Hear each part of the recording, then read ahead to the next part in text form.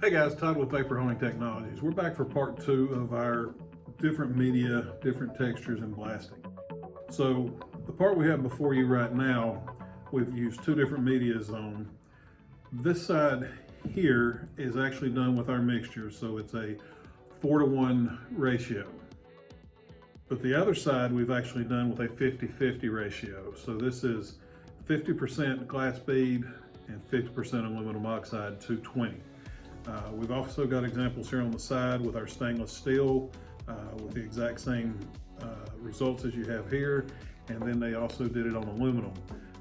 These finishes are again something that we can tailor make for you depending on what you're looking for as a finish. Give us a call, we'll be more than happy to work something out for you. 828-220-4983. Thanks for watching.